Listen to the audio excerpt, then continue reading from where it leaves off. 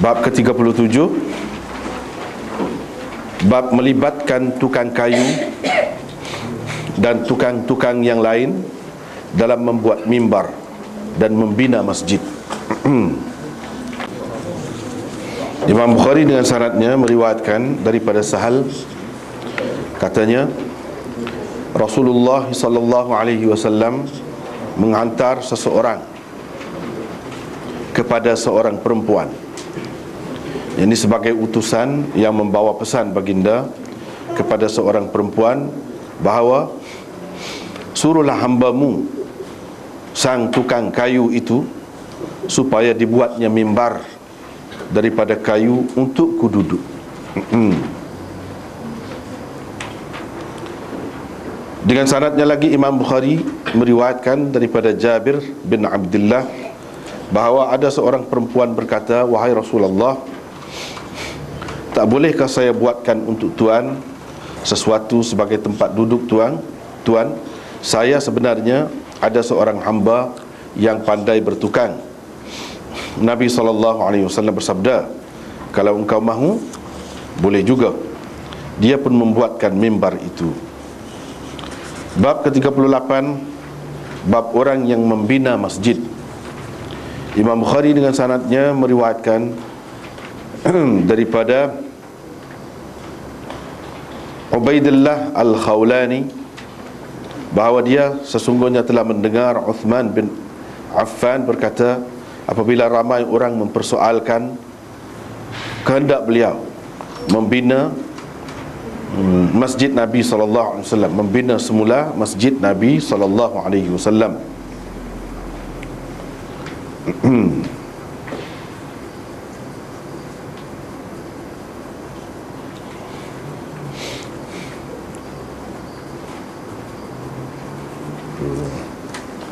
Sesungguhnya kamu banyak mempersoalkannya, sedangkan aku sendiri mendengar Rasulullah sallallahu alaihi wasallam bersabda, sesiapa yang membina masjid.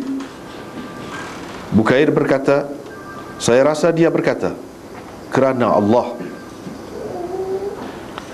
membina untuknya seumpamanya, ini binaan seumpamanya di dalam syurga. Kita tengok semula.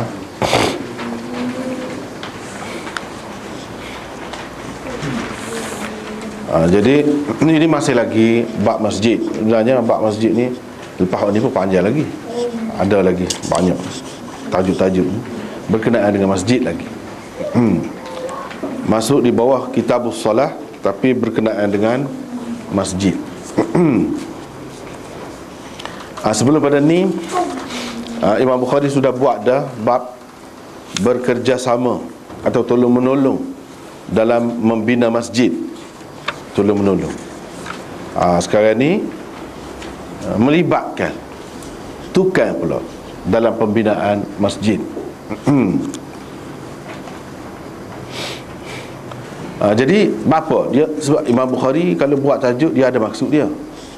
Dia saja-saja gitu sekadar nak memisahkan satu bab dengan satu bab yang lain, tidak gitu. Bahkan dia ada maksud dia di sebalik tu. Orang panggil, kalau dalam kitab-kitab dia sebut gharad. Gharad dia, tujuan dia, maksud dia.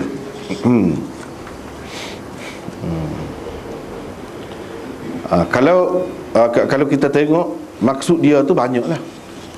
Antaranya boleh kita tengok dalam nota tu, berapa Imam Bukhari buat tajuk ni. Ada beberapa di situ, nota 658 tu. Yang pertama,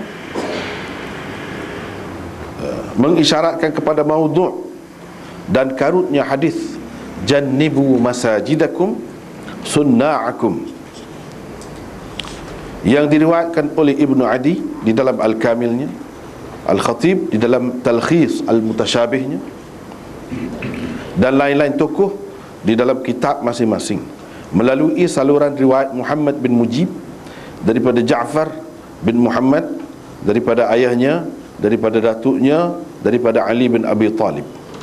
Muhammad bin Mujib ialah seorang perawi yang langsung tidak berguna hadisnya. Demikian kata Abu Hatim Ar-Razi. Yahya bin Ma'in mengatakan Muhammad bin Mujib adalah kadzab, yakni pendusta besar. Itu sah maksudnya. Itu salah satu maksudnya. Dia nak isyarat. Jadi apabila kita baca kitab Bukhari ni, setiap kali dia mesti kena ingat benda-benda gitulah. Ada tu dia isyarat mana-mana. Macam di sini dia isyarat kepada hak tu, maudhu'nya dan karutnya hadis tu. Sebab hadis tu maksud dianya jannibu masajidakum sunna'akum, jauhkan tukar-tukar daripada masjid kamu, atau elakkan, jangan libatkan tukar-tukar dengan masjid-masjid kamu. Kalau tak terlibat dengan tukar, ke mana tukar tu dah? Kalau tak terlibat dengan tukar, jadi masing-masing buatlah ikut selera, buat gitu haknya. Tak, Nabi SAW gapo-gapo dia buat kemah. Jadi hak ni tak pernah sabarlah kalau kita kira dari segi logik. Nabi SAW ni dia orang lagu mana? Dia nak comel hak molek. Allah SWT pun nak molek. Sebab tu dia buat contoh molek kemah. Tiba-tiba buat masjid ni dak. Kalau buat rumah tak apa, panggil tukar. Kau ke lagu mana kita nak kata maksud dia kalau kita tidak kata gitu. Kalau tukar kan untuk bina, untuk buat lah. Takkan kita nak kata tukar, jauhkan tukar daripada masjid kamu. Maknanya jangan biarkan dia pergi sembahyang. Takkan nak kata lagu tu. Sebab apa? Kau berat kan lagu tu dah. Jadi tukar tak lagi. Tukar kayu, tukar besi, tukar emah, tukar macam-macam. Jadi tak boleh pergi. Nak sabar kau. Sedangkan dia menggalakkan nak suruh buat masjid tu, nak suruh pakat pergi lah. Tak kira lah siapa pun. Tiba-tiba tukar tak boleh. Tak pernah sabar juga. Atau apa maksud? Pergi kona aku mana pun tak boleh. Tak pernah sabar, tak masuk akal. Nabi SAW nak kata gitu. Tapi kita, alik kita nak kata ni kena boleh melibatkan tukar ke apa ni, biar ada dalil juga. Adakah dalilnya? Kau zaman Nabi masjid dia tu pakat buat gitu je. Pakat buat, orang ni boleh buat setara ni, buat setara ni, gayuk petok lah kita kata dah. Masjid Nabi asal gitu ke? Tak ada melibatkan tukar-tukar langsung. Itu dari segi logiknya kita tak pernah sabar. Kalau ada, mana dalil dia? Sebab kita nak kecek atas dalil, bukan kecek ikut selera gitu. Tak seh lagu tu boleh belaka. Nak kata ni nak kata cara dia, ni kata cara dia, boleh belaka kalau ikut selera. Tapi kalau nak dalil, itu payah. Imam Bukhari paling kemah lah bagi dia. Dan bila ada hak ni, kalau katakanlah hak ni janibu masajidakum sunna'akum ni, kalau katakanlah sahih, katakanlah tidak sahih, karut dah, tentu dah, katakanlah sahih, bila dia bertembung dengan hadis hak lebih sahih, dia tak boleh pakai dah hak tak sahih tu, hak kurang sahih tu, tak boleh dah. Dia panggil bercanggah. Hak kurang bercanggah dengan hak lebih, tak boleh. Sistem mana-mana pun tak boleh. Mana orang pakai hak kurang, jadi ketepikan hak lebih. Punah kan lagu tu. Mesti hak lebih tu diutamakan, gapa-gapa pun. Kalau kita kata ia sahih, kalau dia tidak sahih, lagilah apa yang nak pakai. Kalau dia maudhu', kalau dia tidak sahih tu, kalau kita kata dhaif, pun tak boleh nak buat hujah juga. Tapi kalau dia maudhu', langsung tak boleh. Langsung tak boleh pakai, tak boleh buat hujah. Dan orang yang berhujah dengan benda-benda lagu ni salah besar, berdosa besar. Sebarkan benda lagu ni tanpa royak kat orang, dosa besar juga. Kalau dengan sengaja, kalau tidak sengaja, mudah-mudahan Tuhan ampunkan. Jadi kita ni pun pusing juga sebenarnya. Tidak kata mengajar hadis ni suka hati, dah pusing juga, takut ada salah. Harap-harap Tuhan ampunkanlah. Hak tidak sengaja tu takut tersalah kan. Hak tersalah tu pasal benda berat. Sebab tu sahabat-sahabat ni, setengah-setengah sahabat kan, dia nak royak sah hadis, kita ni sedap dah. Kita tak serah, tak jelira mana sebenarnya. Dia nak ayat sahih hadis tu perlu kejap. Ketar tu setengah-setengah tu, ketar. Takut. Padahal dia hidup sekali dengan Nabi, dia dengar. Dia takut hak dia ayat tu tak serupa betul-betul dengan Nabi. Hak Nabi kata. Bila tak serupa, tak lari sikit pun lari dah. Lari dah. Lari dah. Teh dengan kopi walaupun sama-sama minum meh. Tapi lari dah. Minum meh. Tidak salah juga kita kata moga minum meh juga. Tapi tak boleh buat tukar tak tukar begitu. Jadi begitulah. Ini termasuk di dalam hadis maudhu. Hadis maudhu. Siapa dia yang meriwayatkan hadis ini? Yang menyebabkan orang hukum, orang kata hadis ni hadis tak betul, hadis karut ni. Imam Bukhari sendiri dia tahu dah. Orang-orang lain pun kata lagu tu juga. Yang menentukan gapo-gapo ialah perawinya. Dhaif ke gapo ke perawi dia. Salah satu je lah. Banyak lagi sudut lain. Salah satu sudut yang penting iaitu sudut riwayat dia, sudut isnad dianya, perawi dia. Perawi dia ni dapati Muhammad bin Mujib. Tu orangnya. Dialah yang meriwayatkan hadis ni. Sebab kalau cari hadis ni lain tak jumpa. Kalau jumpa pun mesti jumpa dia juga. Maknanya dialah apa nama ni, pengedar utamanya. Pengedar utamanya. Apa ni, stokis besar lah kita kata nak. Mesti kena ambil daripada dia ke mana-mana pelbagai ni. Kena ambil dengan dia. Tak jumpa dengan orang lain. Ni dia Muhammad bin Mujib. Dia ambil daripada siapa? Daripada Ja'far bin Muhammad. Ja'far tu Ja'far As-Sadiq tu lah. Orang-orang Syiah menganggap dia tu imam yang ke-6, imam maksum. Maksum pun Nabi lah maksum. Dia tu ambil daripada ayah dia. Ayah dia tu Muhammad Al-Baqir, imam juga mengikut Syiah, imam yang kelima. Dia ambil daripada ayahnya Muhammad Al-Baqir, ambil daripada ayahnya Zaid. Zaid itu imam juga, mengikut Syiahnya. Jadi imam yang keempat. Dia ambil daripada datuknya. Daripada datuknya. Datuknya tu siapa? Husain, Sayyidina Husain. Imam juga mengikut Syiah, imam yang ketiga. Dia ambil daripada Ali. Datuk lagi. Hak tu imam nombor satu lah. Imam nombor satu mengikut Syiah. Dari segi orang-orang ni tak ada masalah. Orang ni molek, tak ada gapo. Ja'far As-Sadiq ke, Muhammad Al-Baqir ke, ataupun hak datang lagi tu yang disebutkan saat ni, tak ada masalah. Kita tak ada masalah dengan orang ni. Hak bermasalahnya bawah dia. Sebab itulah banyak kan, hadis ni banyak hak Syiah, banyak dalam kitab dia 4 buah kitab hak besar. Kalau nak kira hak lagi-lagi tu banyak lagi lah. Hak besar, hak utama supaya dengan orang Sunni anggap ni kitab hak utama. Dia 4 ada. Tapi keempat-empatnya alhamdulillah, selepas kita dia putu kita niru semua selepas hak ni siap baru dia buat. Jadi hak paling hebat pun hak kata supaya Bukhari dia pun kedia, bukan sebelum kita dah. Kita dulu buat hadis apa ni, susun hadis ke apa ni. Banyaklah hadis-hadis hak tidak serupa. Kalau nak kira ada lah riwayat. Apa ulama kita tak ambil? Apa tak ambil? Sebab perawi itu teruk telajak. Teruk telajak. Walaupun ambil daripada imam-imam besar, walaupun kita tidak menganggap imam Daimoni ni serupa dengan Syiah anggap, tapi kita pun anggap imam juga serupa imam Syafi'i, imam Abu Hanifah dan lain-lain lagi. Kita pun anggap imam juga, imam mengikut faham kita lah, tidak mengikut faham dia. Tapi sesuatu benda ni nak ambil ni, tidak, kita tak boleh tengok atas orang yang diambil tu dikatakan dia meriwayatkan atau dia berkata. Kalau lagu tu Nabi lebih lagi. Orang kata Nabi kata, Nabi kata lebih lagi pada Daimon ni. Tapi apa yang ulama berani kata ni maudhu', ni tak betul, Nabi tak kata pun. Pasal dia tak kata, dia tak ada kata. Lepas tu apa kaitkan dengan dia? Dia nak suruh laku sebagai dia. Kalau tidak tak laku.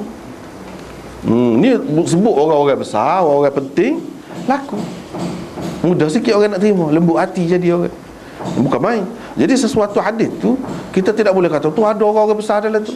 Ada orang besar apa, ada seorang je bunuh habis. Nila setitik kata, habis susu sebelah. Tak boleh dah, pakai hak lain tak boleh dah. Ada seorang pada dah. Dia tidak jadi kuat, dia jadi dhaif mudah. Nak jadi kuat, hak lain kuat, seorang tidak jadi kuat. Kita kata tu seorang tu hak lemah, hak lain kuat belakang. Dah. Tidak kira gitu.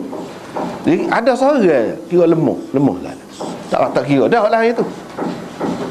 Tak kira dah. Bahkan lu berjujuk hak lemah ada. Lagilah tak boleh pakai.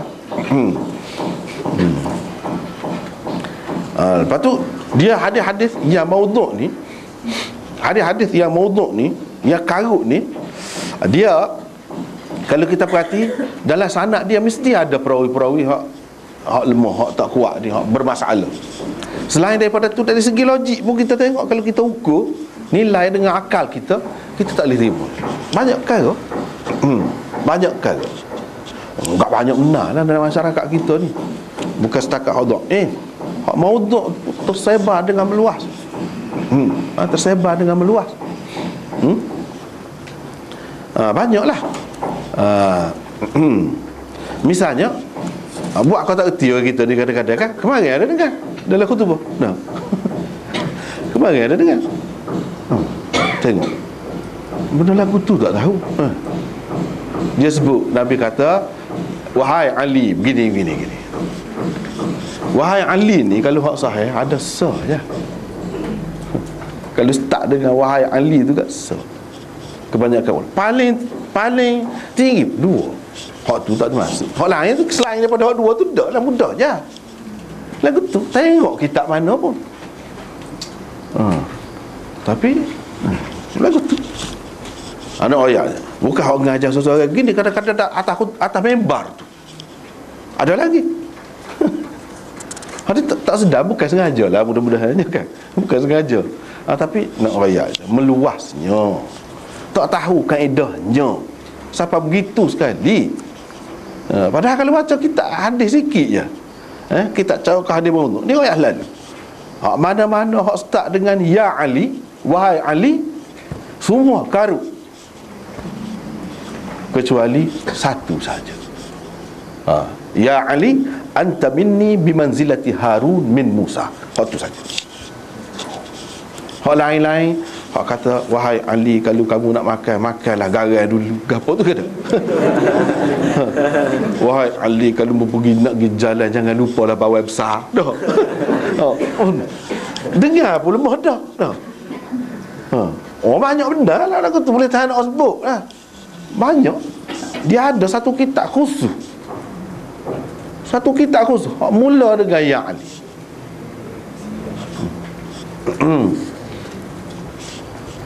Ada dulu seorang ustaz dia buat, dia nak cetak.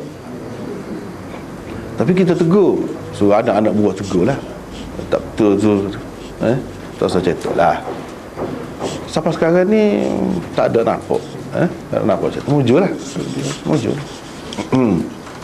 Kalau cetak waktu tapi banyak dah kita biasa dah jumpa penyakit-penyakit lagu tu. Biasa dah. Tak cuma tambah lah pula. Tambah pula. Jadi orang yang buat tu dia ustaz juga. Itulah bendanya yang kita usinya. Sedangkan benda ni bukan main-main. Imamul Haramain, Tok Guru Imam Ghazali dan Tok Guru sekian ramai Imamul Haramain, dia kata jadi kafir kalau dengan sengaja saya bahas hadis maudhu' ni jadi kafir. Kan berat. Bukan dosa besar, bukan setakat dosa besar, kafir. Apa? Tak tahu. Harap-harap tidak sengaja lah. Tapi tak boleh buat tidak sengaja sama kan. Sampai ke bila nak main tidak sengaja lagu tu. Jadi hak ni pun daripada Sayyidina Ali juga. Tapi tidak yang Ali lah. Tidak yang Ali pun tak boleh juga. Karut juga hadis ini. Karut juga hadis ini.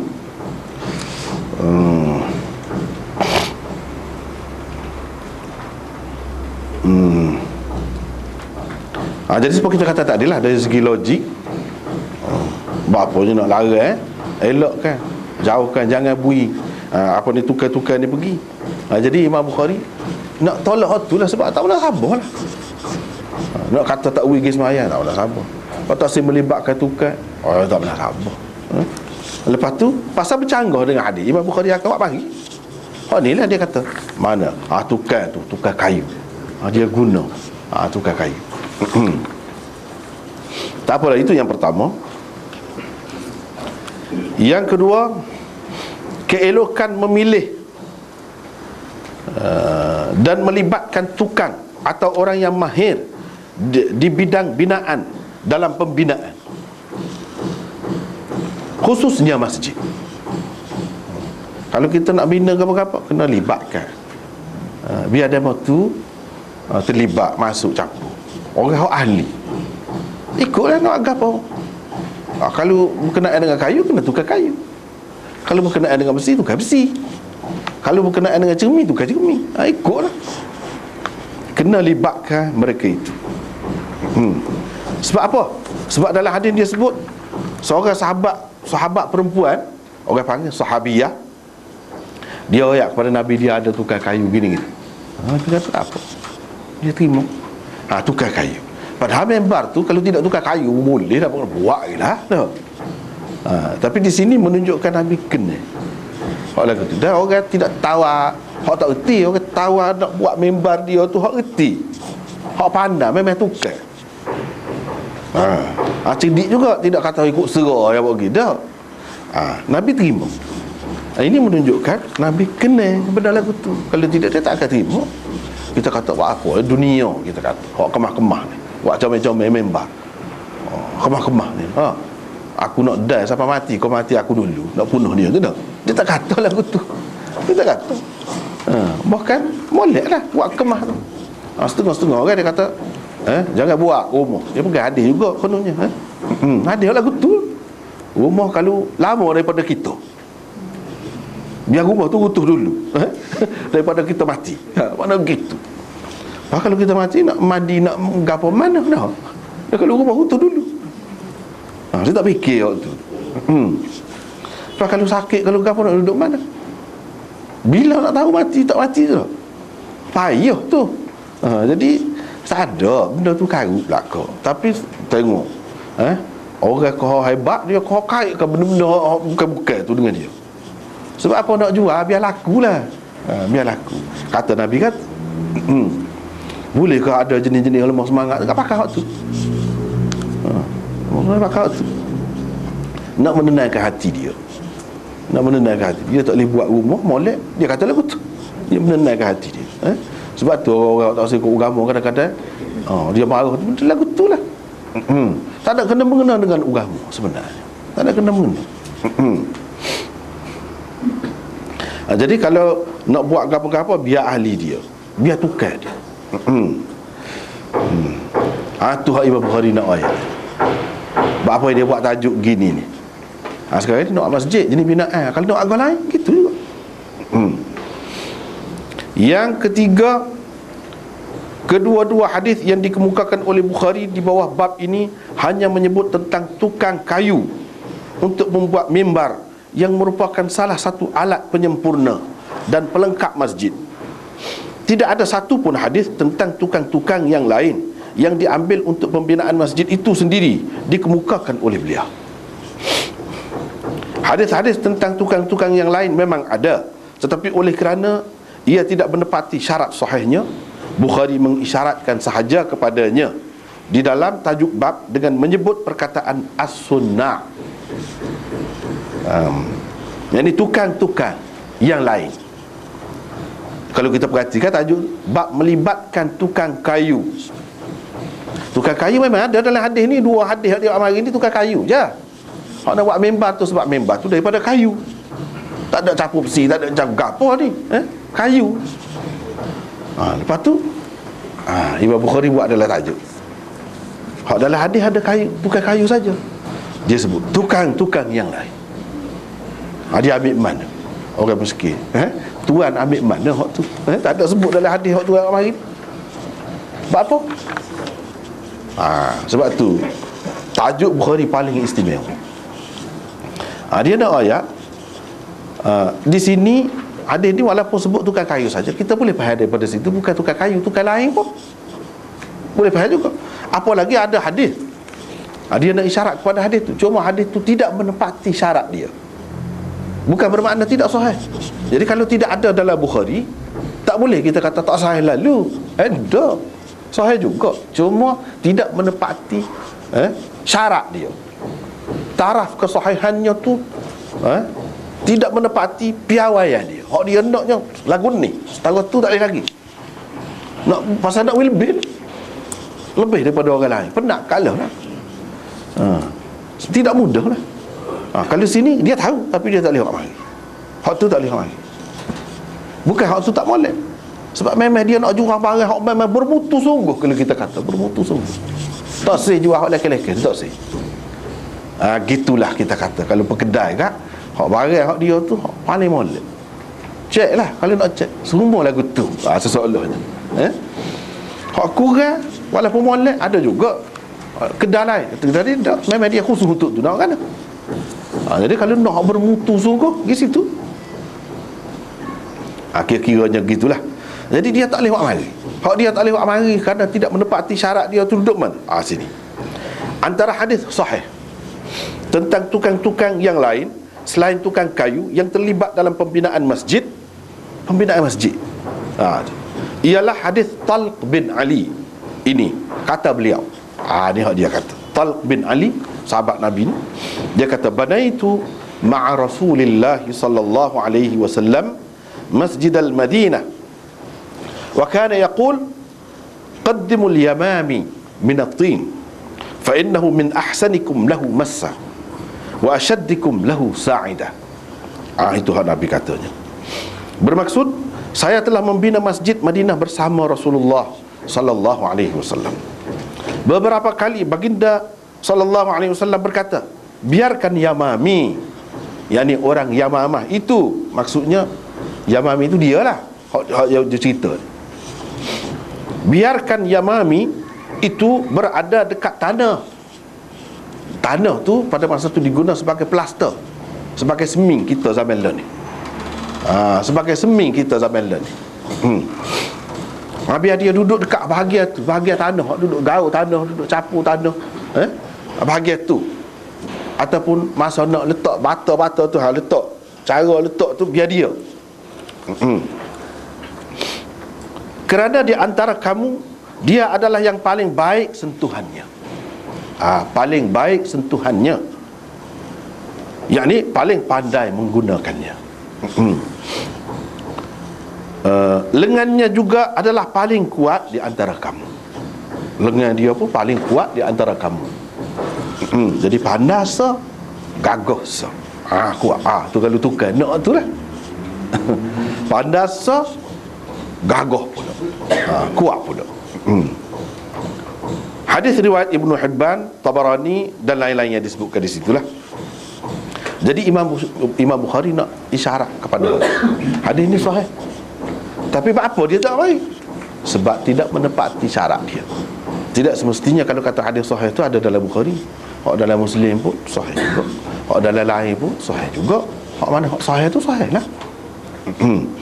Dalam kitab-kitab hak mengumpulkan hadis tidak sahih pun, kalau ada celah-celah tu dia buat mari hak sahih, sahih juga. Tak boleh kita pukul semua lah tu. Macam kitab Ibnu Adi tadi kan, tadi Ibnu Adi di dalam Al-Kamilnya, kitab ni memang dia mari hadis-hadis hak karut sajalah kebanyakannya. Sebab dia nak mari contoh tu, orang ni meriwayatkan hadis karut, orang ni perawi ni, mana antara hadis dia contoh. Dia mari. Jadi tidak semesti kita kata apa dah mau untuk apa bubuh dalam kitab dia. Tak boleh kita kata gitu. Dia ada maksud dia. Dia ada maksud dia. Maksud dia nak wayak. Ni contohnya. Kalau perawi ni contoh. Hak mengarut dia. Jadi banyaklah kita jumpa mengarut tu dalam kitab dia.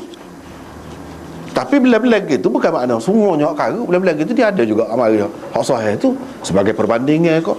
Tapi hak maksud utama dia nak ayat, nak amari hadis hak lemah, hak karut. Tapi tidak semua hak maudhu' juga. Kira-kira hak tak kuat, hak maudhu' pun ada juga. Bukan khusus untuk hadis maudhu'. Tak juga. Dia nak bincang tentang perawi-perawi. Jadi perawi ni secara mana hadis dia amari ada hak pelik, misalnya hak orang lain bantah. Misalnya tadi jannibu masajidakum sunnahakum tu ada dalam kitab dia. Kita tak boleh kata apa dia buat dalam kitab dia. Dia maksud gitu dah.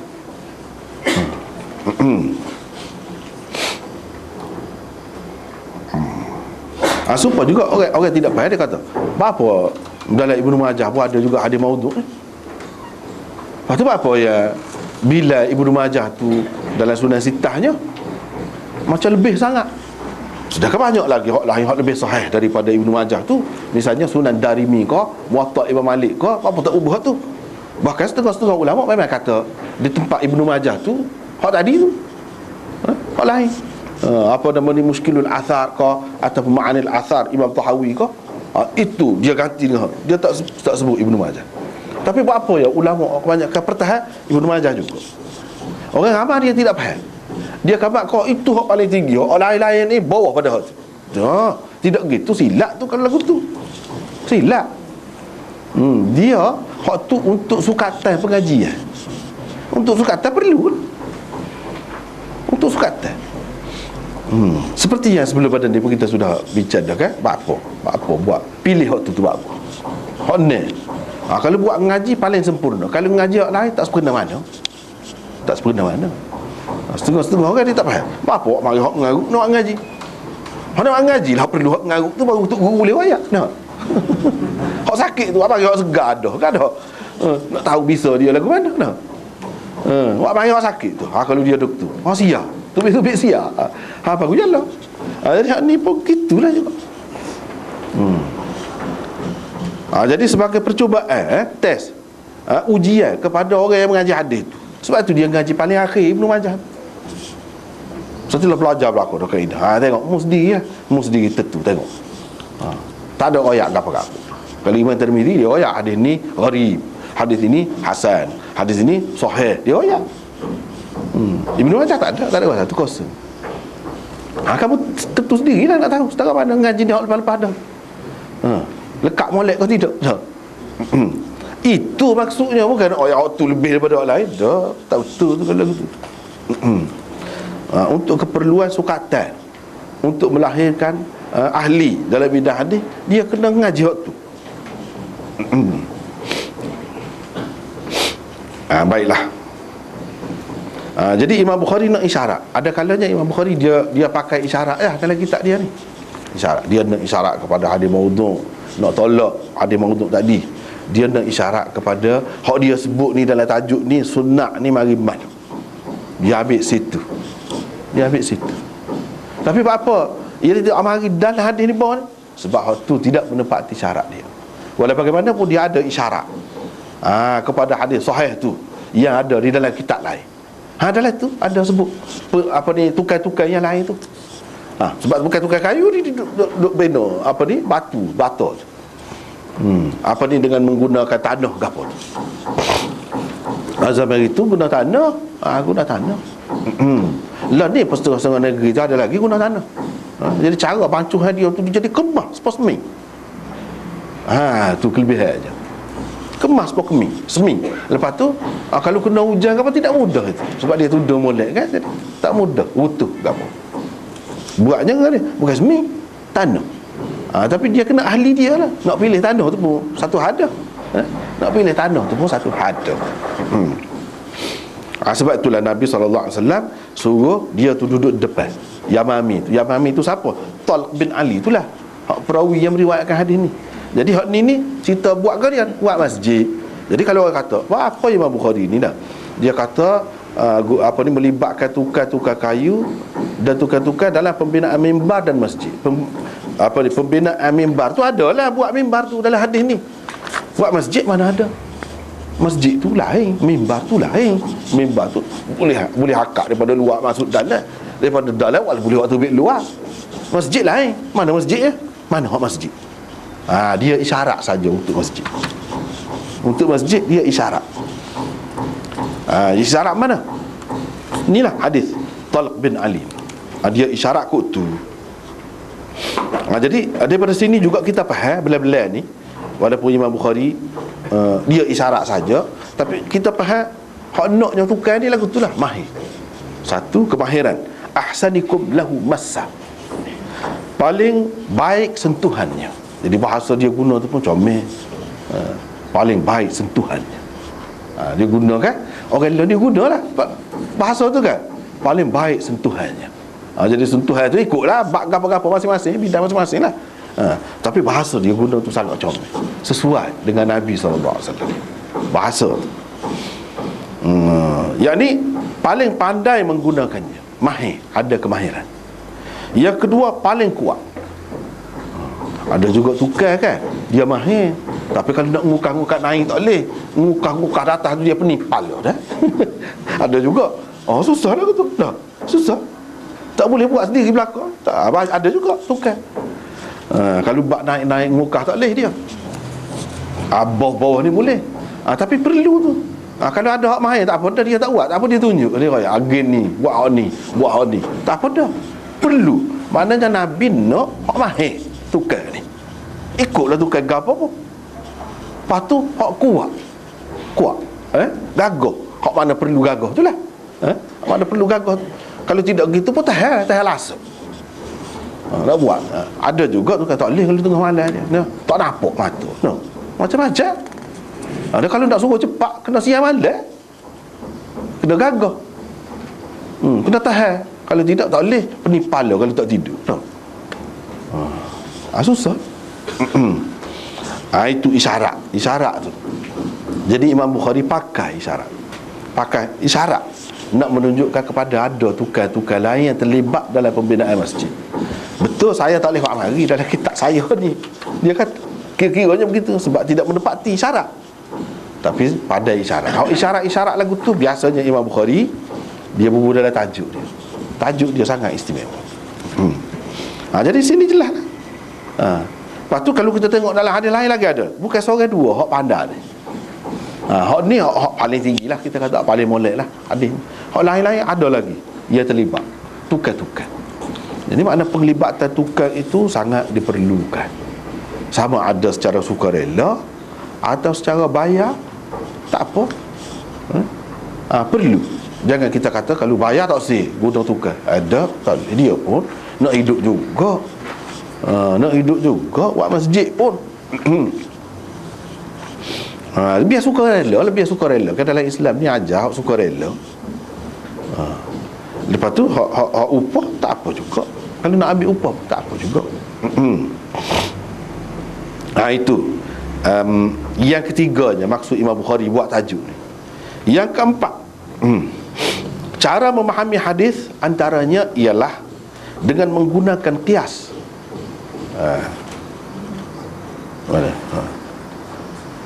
Tidak mengapa kalau tukang-tukang yang lain selain tukang kayu tidak tersebut di dalam hadis di bawah bab ini. Tak apa. Sebabnya ialah kalau untuk mendapat mimbar yang baik pun kita memerlukan tukangnya, tentulah untuk membina masjid yang besar dan baik kita lebih-lebih lagi memerlukan orang-orang yang mahir. Dia mari apa dalam tajuk tu tukang-tukang yang lain.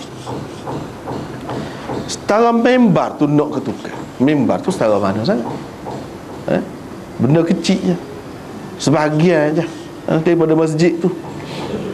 Kalau nak buat masjid tu sendiri, tempat nak letak mimbar, mestilah lebih besar lagi. Nak kepada hak lebih mahal lah. Itu cara guna qiyas. Ini menunjukkan Imam Bukhari pakai kaedah qiyas itu. Imam Bukhari bukan mazhab zahiri, boleh halal. Jadi setengah orang kata betul lah ketika-ketika tu dia serupa dengan Zahiri. Daud Zahiri kan banyak kita jumpa dah sebelum pada ni. Serupa dengan Daud Zahiri. Tapi dia bukan mazhab Zahiri. Dia. Sebab apa dia pakai qiyas? Kalau Zahiri tak. Banyak benar tempat dia pakai qiyas tu. Banyak benar lah. Antaranya sini dia pakai qiyas. Jadi qiyas kat mana? Mimbar. Mimbar perlu kepada tukang. Itu qiyas. Masjid ataupun binaan-binaan lain lebih-lebih lagi lah perlu kepada tukang. Lebih-lebih lagi lah perlu kepada tukang. Sebab apa? Hak lain lebih payah, lebih rumit dan lebih bahaya. Kita kata kalau utuh, lebih bahaya. Kalau member utuh tak apa lagi. Seorang je jatuh kalau duduk datar. Kalau tidak duduk atas tu, kebetulan utuh, tak ada gap apa. Tapi kalau masjid utuh, bumbung utuh, lagu mana? Tidak nanti bumbung utuh, kipas jatuh, itu dah. Kalau tidak tukar molek, ahli molek, tak sakut molek. Jadi Imam Bukhari guna qiyas di situ. Qiyas apa orang panggil? Qiyas aulawi. Qiyas aulawi. Ini orang panggil qiyas aulawi. Sebut dalam Quran lah, sebelum pada ni pun kita sebut dah berapa kali dah kan. Dalam Quran tak ada sebut tak boleh sepak muk. Tak boleh tapar muk, tak ada dalam Quran. Cuma dia kata wala taqul lahumā uff. Jangan kata kepada mak dan ayah, jangan kata. Tak suka ke, serabut ke, ikutlah mana-mana, jangan kata. Jadi dia kata. Dapat kata Allah. Misalnya kita kata setara tu pun dia tak ui. Kalau tak apa sepak, lagilah tak ui. Kalau tak apa sepak, lagilah tak ui. Jadi itulah hak betul, fahaman yang betul. Itu orang panggil qiyas aulawi juga tu. Setara tu pun tak boleh dah. Kalau ni kau tak boleh. Supalah juga sini. Setara nak buat mimbar tu pun perlu kepada tukar dah. Nak kepada orang yang mahir dah. Nak buat masjid satu binaan yang besar, lagilah. Tu Imam Bukhari faham. Cara qiyas tu orang panggil qiyas lagu tu. Kalau tak pakai qiyas susah. Kadang-kadang mazhab Zahiri dia terlajak. Bukhari tidak begitu. Dia pakai qiyas. Setengah-setengah orang Zahiri dia kata Nabi tak buih kecing dalam air bertakung, tempat air bertakung. Dalam tu kata dia. Kalau luar tak apa, biar belajar lah gitu pun dia. Mau tengok molek tu, faham tak? Dia tak faham. Jangan kencing di air yang tenang. Setara kecing tu tak boleh. Pakai lebih berak. Lepas tu kalau kecil lu apa pergi situ juga, masuk apa jugalah. Dia kata jangan kecil dalam. Jadi kalau luar tak apalah, biarlah apa ni pergi situ juga. Tak betul tu fahaman gitu tu. Tak betul. Jadi kalau terlajak zahir, terlajak ni pun tak boleh juga. Tapi kalau main takwil semua pun tak sedap juga. Takwil semua. Tak sedap. Tengok-tengok benda lah, tengok-tengok cepat. Ada kalanya sedap dia, kemah dia, molek dia. Ini Imam Bukhari, sebab maksud utama Imam Bukhari ialah nak faham hadis, cara memahami hadis. Cara nak faham hadis antaranya ialah dengan menggunakan qiyas. Kalau kita tak guna tu, kita tak akan faham. Ataupun payahlah kita, payah. Nanti nak tahu belaka hadis kat susah kalah.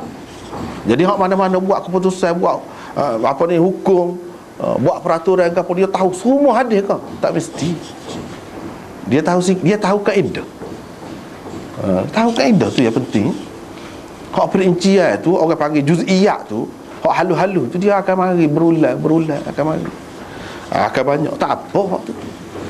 Yang pentingnya kita tahu kaedah. Bila tahu kaedah selesai.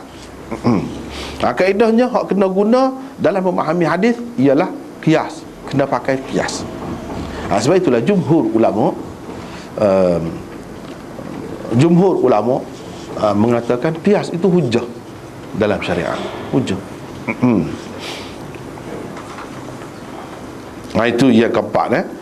Yang kelima, sebelum ini Bukhari mengadakan bab bekerjasama dalam pembinaan masjid. Sebelum pada ni bab ta'awun fi bina'il masjid. Itu tajuknya. Untuk menyatakan keelokan kerjasama tersebut. Apa? Kalau buat seorang tak boleh? Boleh juga. Tapi molek kerjasama. Sebab apa? Sebab pahala boleh banyak ni. Pahala boleh banyak. Pakat buat molek, kau molek.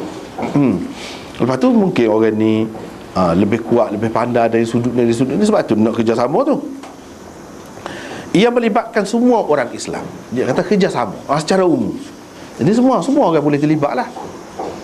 Cumanya kalau kita nak buat zaman learn ni, tidak ringkas pada zaman itu, dia tak boleh nak terlibat secara langsung belaka dalam semua perkara, tak boleh. Nak beri piti belaka tu boleh lah. Nak beri piti belaka. Tapi kalau nak terlibat benda ni nak buat, apa kat buat belaka, buat serabut yang ramai-ramai sangat pun, kalau tukar Tak pandai pun nak duduk gelewak sekali dengan tukar juga dah. Tak ada pasal tu. Tak ada pasal. Hak boleh tentu boleh bekerja sama dengan orang ramai ni. Dari segi piti. Hola piti. Lepas tu cari tukar. Bila buat dia akan buat lebih sempurna. Kalau hak tidak tukar dia kat rayuk lah. Rayuk lah macam-macam. Tidak ahli dia. Sekurang-kurangnya nampak tak comel. Kalau jadi pun nampak tak comel. Bagaimana hak sebelum pada ini menggalakkan kerjasama orang Islam secara umum.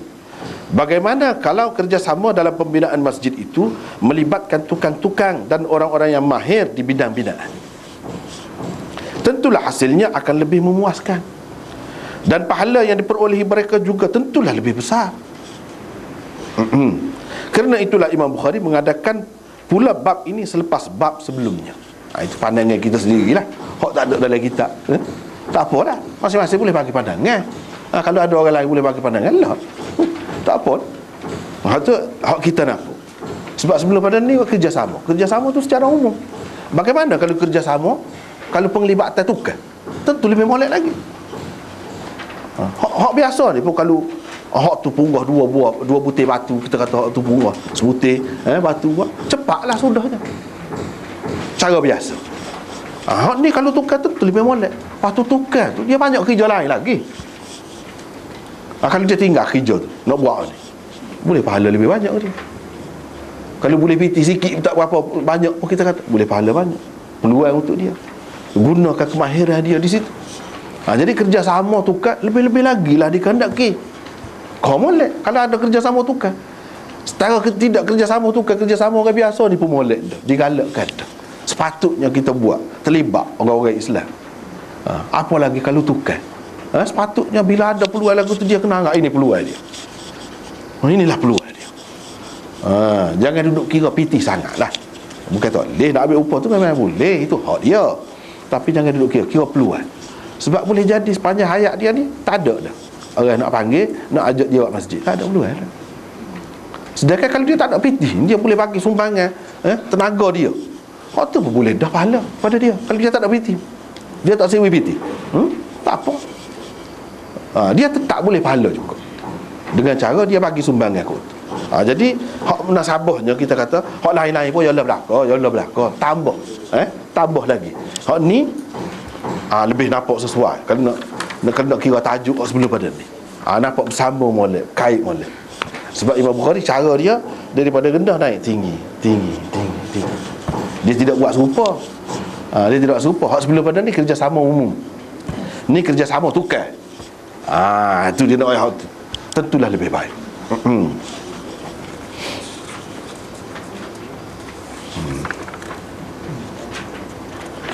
Tak apalah.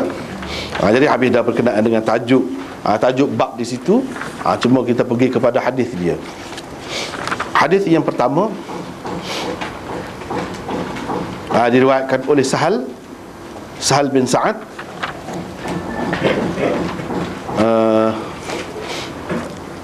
Dia kata Rasulullah sallallahu alaihi wasallam menghantar seseorang, dia tak ada sebut nama, tak ada sebut, suruh pergi royak kepada seorang perempuan.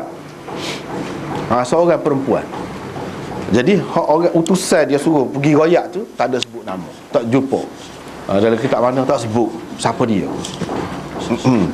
Tetapi dia hantar kepada perempuan tu, perempuan tu diketahui siapa dia. Yang mubham, yang samar di sini diketahui. Ada nota di situ menurut Al-Kirmani, Al-Aini dan Al-Qastallani, semua ni pensyarah Bukhari belakang ni. Perempuan ini bernama Aisyah Al-Ansariyah, namanya Aisyah. Orang yang mengatakan namanya Ulathah adalah salah, kata mereka. Sebab ada juga yang mengatakan perempuan itu Ulathah, tak tepat. Yang tepatnya ialah Aisyah. Ni perempuan itu ialah Aisyah. Jadi menunjukkan ramai juga orang nama Aisyah ni. Semasa Nabi SAW ramai orang nama Aisyah. Orang nama Fatimah ramai. Orang nama Fatimah, anak dia sendiri, anak Nabi SAW sendiri, nama Fatimah. Lepas tu hak curi kerak tangan tu kan, Fatimah juga nama dia. Adik Sayyidina Umar masuk Islam sebelum pada dia tu duduk mengaji Quran tu, Fatimah juga nama dia. Ramai nama Fatimah. Tapi Siti Fatimah tak ada. Aku kena beringat sikit. Siti Fatimah tak ada. Yang kita royak tu banyak sangat. Jadi kesian kau. Siti Aisyah ada juga orang kita bubuh. Tak usah bubuh lah tu. Tak betul tu. Tak betul. Siti Khadijah ramal.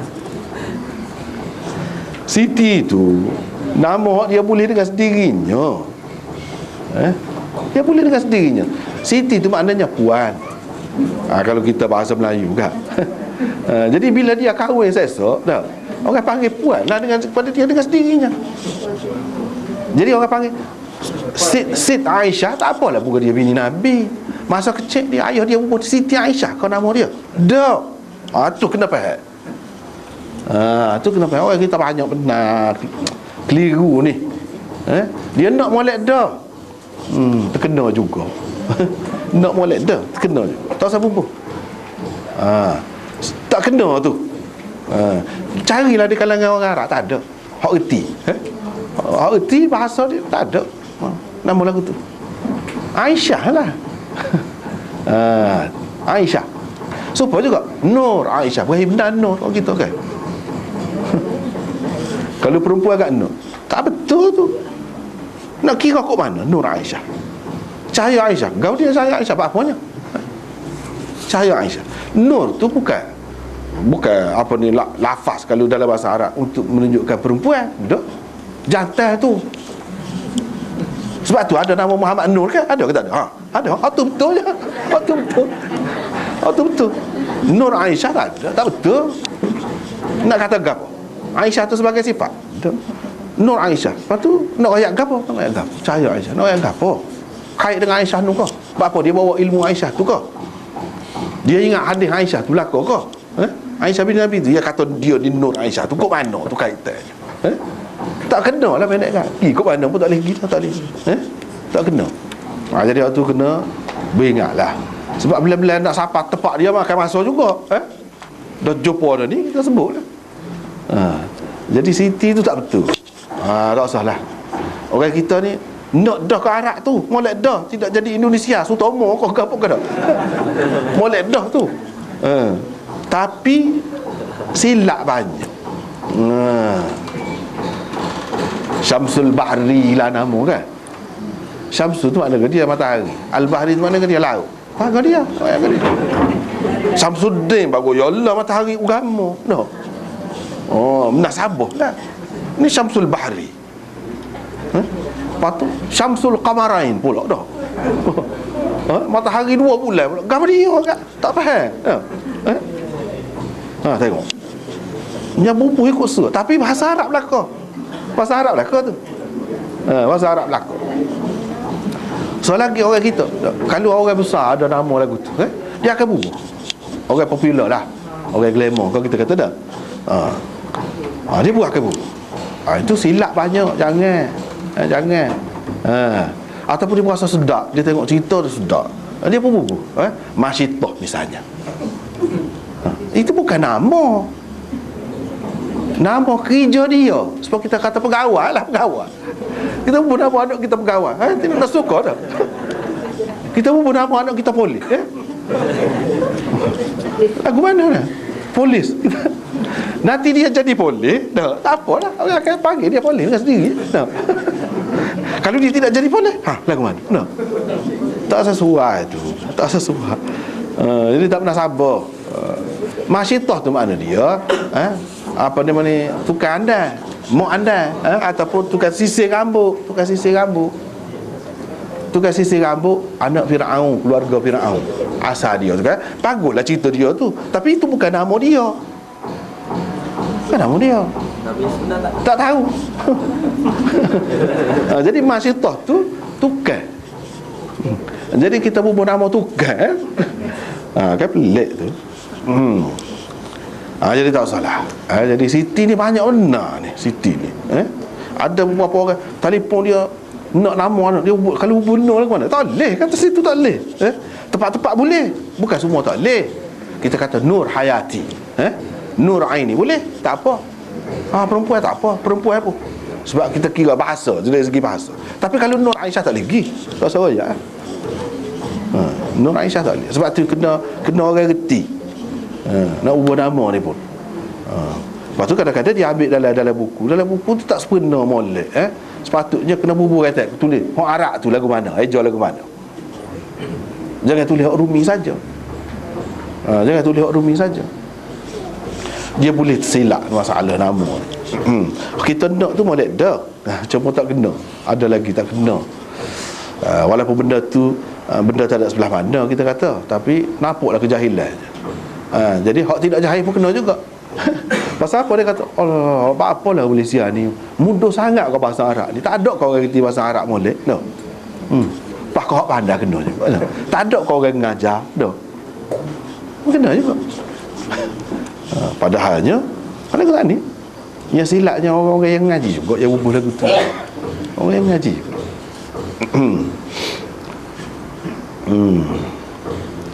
Tak apalah, nama perempuan itu Aisyah. Aisyah.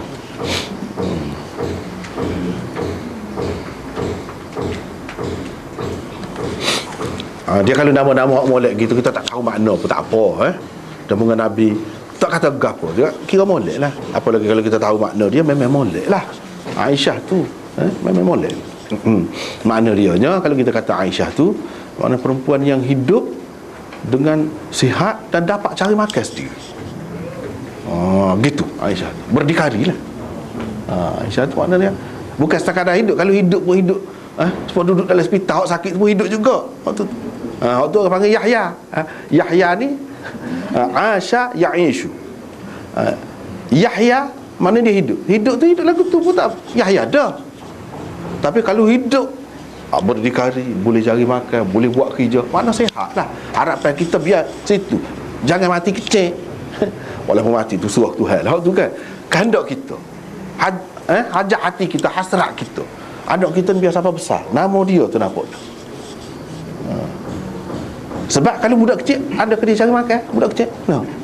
Ada ke berdikari budak kecil? Tidak. Dewasa kita nak situ. Tengok kan, molek makna tu di sebalik tu. Baru orang panggil Ya'ishu. Asya Ya'ishu. Kalau tidak, dah hidup saja gitu pun hidup boleh juga. Tak apalah.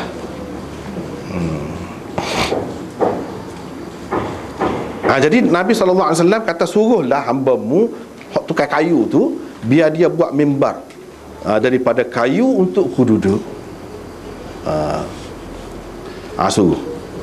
Hak ni pula perempuan yang sama sebenarnya. Dia kata, wahai Rasulullah, tak bolehkah saya buatkan untuk Tuan sesuatu sebagai tempat duduk Tuan? Tak bolehkah?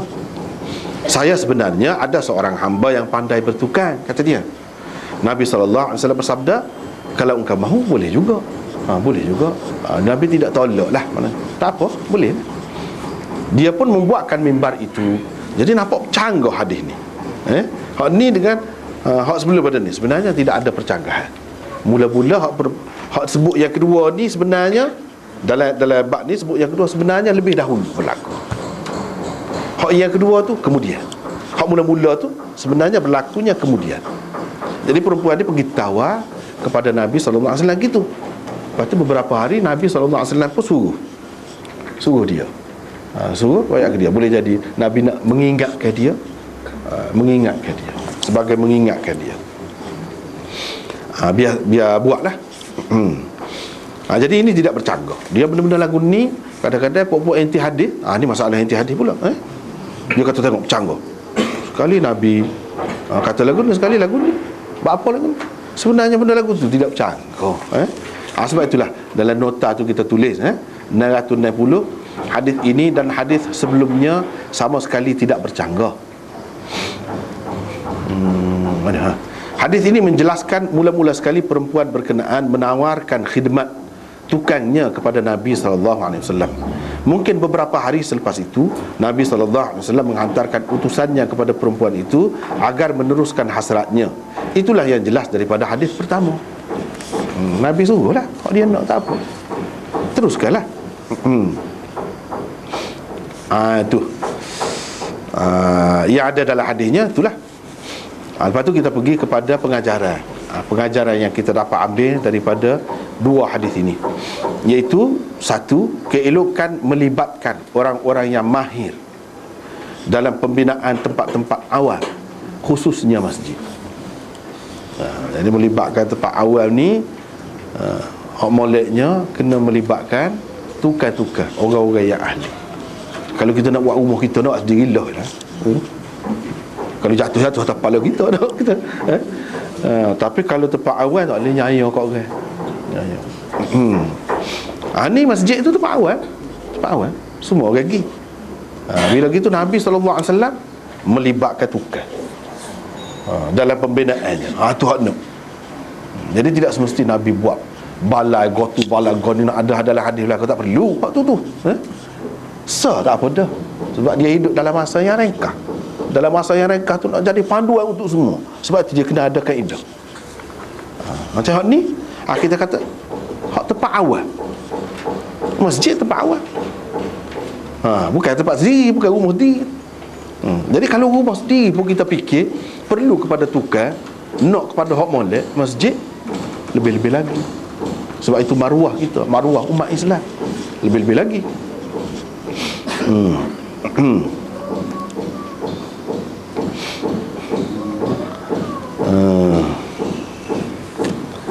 Jadi moleklah kalau buat begitu. Yang kedua, keelokan menawarkan diri untuk kerja-kerja agama. Jangan nanti orang panggil, jangan nanti orang suruh, tawar diri, libatkan diri. Dalam kerja-kerja agama, elok menawarkan diri. Sebab Nabi SAW kata, aku tak kata apa-apa lagi. Apa yang kamu? Tak ada lagi. Bukan pesen dia. Ni orang kata lah, ni kalau nak boleh juga, tak apa juga.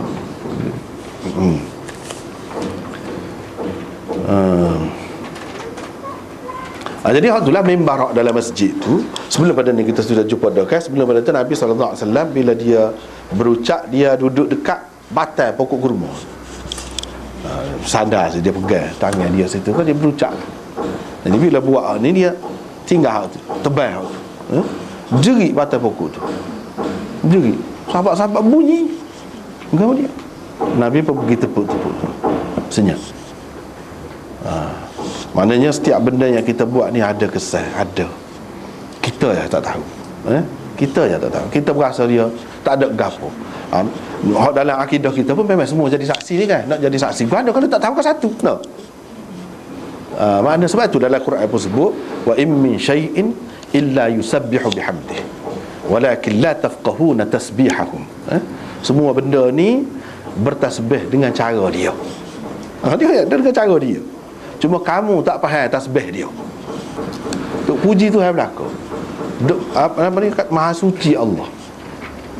Tuhan ni lebih, tak ada satu pun hak serupa. Tuhan tak ada kurang. Tu duduk sebutnya. Itu makna tasbihnya. Tapi dengan bahasa dia. Cuma kamu tak faham. Tapi zaman ni orang buat kajian banyak benda-benda ni faham, tahu juga. Kau sedap lagi kita kata ada bersatu. Tak menyokong kita waktu tu. Jadi zaman ni setengah-setengah tu nak menyuburkan tanaman dia pakai muzik. Mana reti juga. Hak dia kena muzik tu subur dia tu. Bukan kena cara tari saja. Hak subur ni. Jadi reti. Dia ada tindak balas dia. Jadi sebab tu ramai orang ni kalau rakyat Islam kan mudah nak terima Islam. Banyak sangat menyokong Islam tu. Sesuai dengan sains, dengan kemajuan, dengan kajian zaman ni sesuai banyak. Kalau sebut dalam Quran wa in min syai', tak ada gapo pun. Tak ada satu pun benda ia tidak bertasbih. Maknanya hidup tu sebab tu dia kata wa inna minha lama yahbitu min khasyatillah. Ada antara batu tu batu yang bergolek kerana takut kepada Allah. Jadi batu tu takut kepada Allah. Tidak golek saja tu, apa golek tu?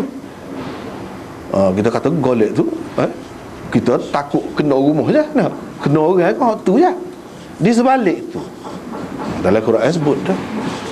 Makna dia ada benda-benda. Kalau Tuhan nak beri apa-apanya, kita ni pun tidak lebih daripada batu. Tuhan je beri ada rasa, ada ni. Kalau Tuhan nak beri ke batu pun apa? Dia berlaku. Dia berlaku. Jadi menawarkan diri, itu boleh. Yang ketiga, melibatkan orang-orang yang berada di bawah jagaan anda dengan kerja-kerja agama adalah sesuatu yang baik dan berfaedah untuk anda dan mereka di dunia dan di akhirat. Kalau anak buah kita, tukai kita, ada apa, kita libatkan. Kena faham lah bahawa di zaman Nabi dulu ada tu. Dan Nabi kena tu. Kalau benda tu tak molek, dia tak akan, tak usahlah apa-apanya. Ada. Dan cerdik sahabat-sahabat ni. Tidak nanti hak soho-soho saja, dah. Hak biasa-biasa ni dia cerdik. Hasil daripada duduk dengan Nabi SAW, duduk dengar hadis dia, duduk pakai hadis dia tu, jadi cerdik. Cerdik lagu mana? Tidak nanti apa-apa. Dia tampil ke hadapan.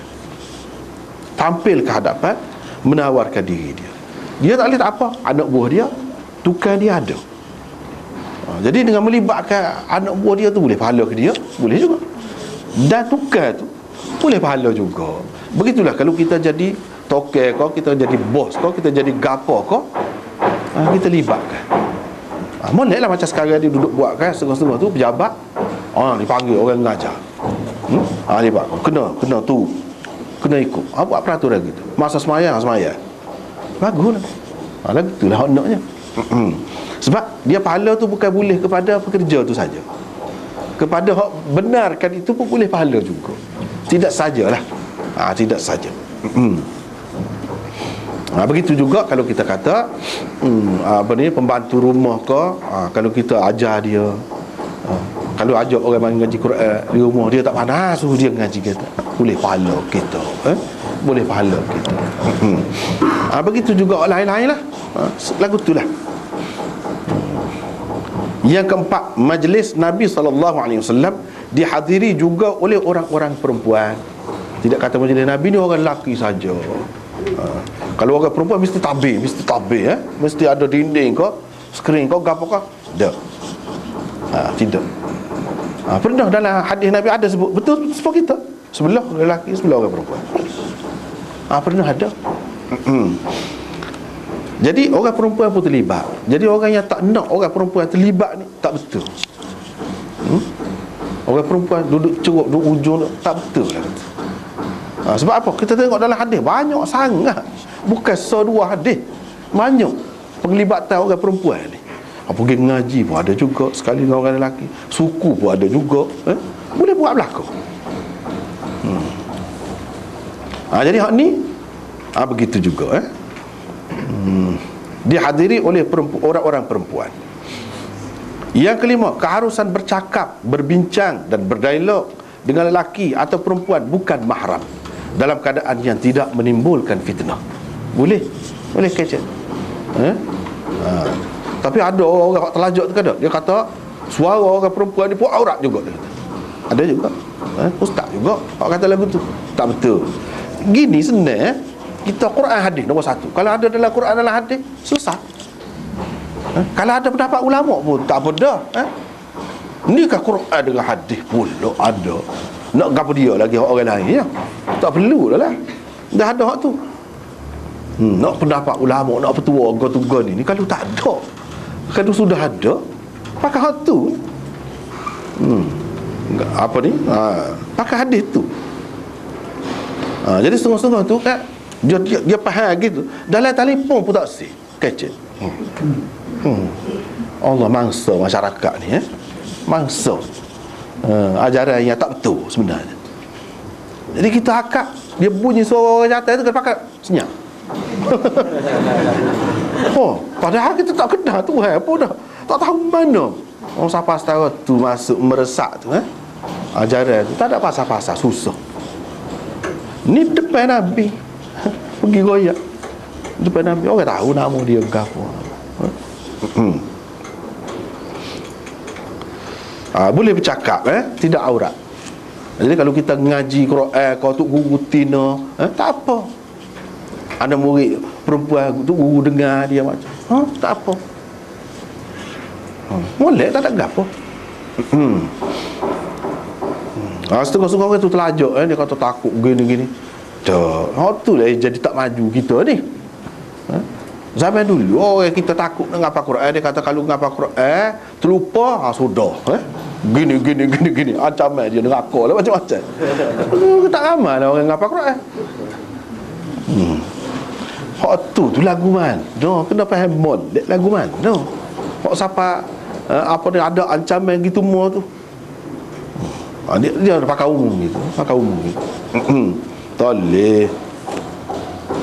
Tapi dengan syarat lah, dengan syarat dalam keadaan tidak menimbulkan fitnah. Hal tu ada semua disebut oleh ulama. Ada semua.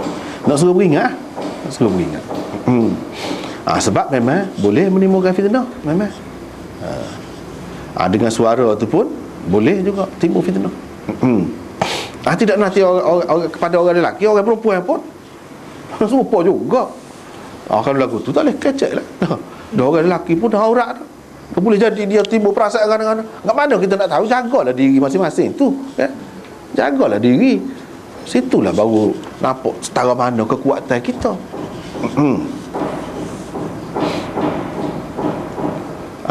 Yang keenam, keprihatinan para sahabat lelaki dan perempuan terhadap keperluan dan keselesaan Rasulullah sallallahu alaihi wasallam. Dia tengok Nabi tak minta pun, tak ada sebut pun, tapi dia tengok perlu gap, molek buat gap. Ni keprihatinan. Jadi tidak nanti suruh, dah tahu dah kan buat. Jadi sahabat-sahabat ni lelaki perempuan serupa. Jadi hak ni orang perempuan dulu. Orang perempuan. Banyak kita nampak orang perempuan di zaman Nabi ni kan aktif, cergah. Dah banyak menyumbang, banyak. Misalnya dulu kan kita sudah jumpa tu imam budak tu kan. Tu imam budak buka aurat dia tu nampak. Orang perempuan juga kata. Kalau kita siapkan untuk tu imam kita di mall perempuan.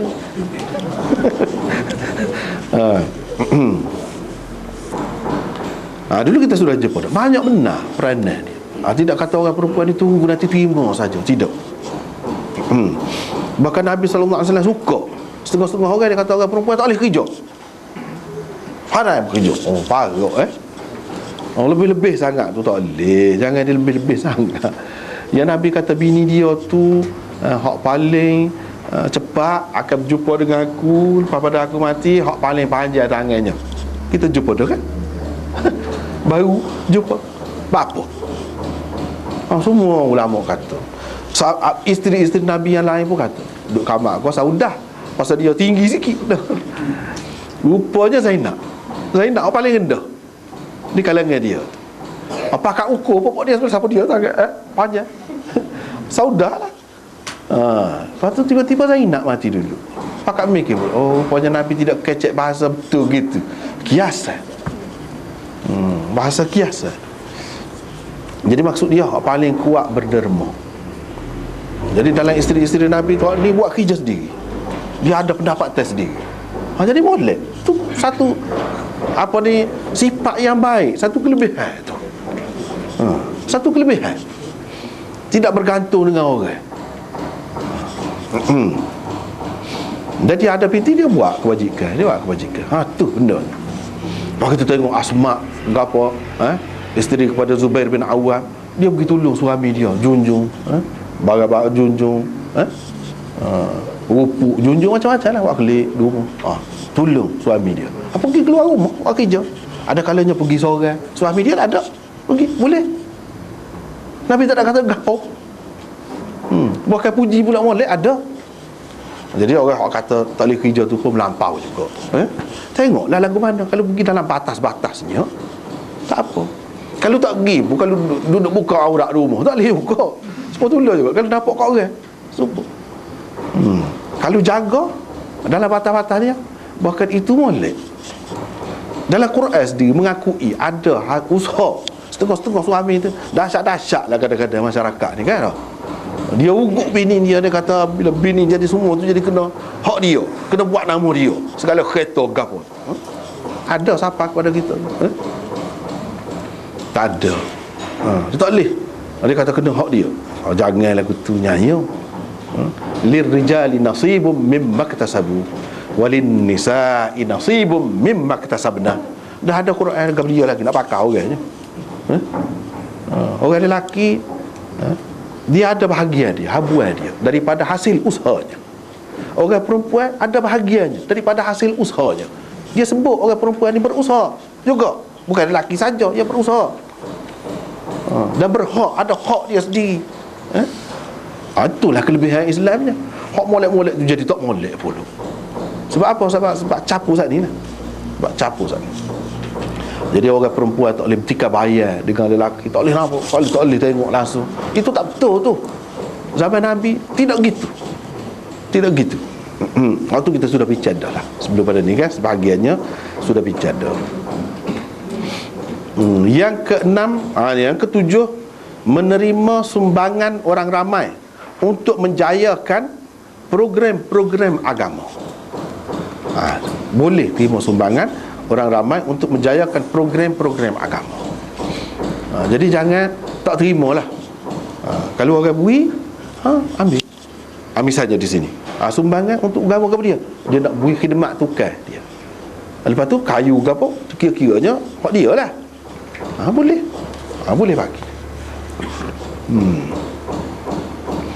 Jadi kena terima sumbangan. Jangan buat apa-apa tu hak pahala boleh, pakat boleh sama-sama dapat, kita tak buka peluang. Tak patut lagu tu. Nabi SAW terbuka sama.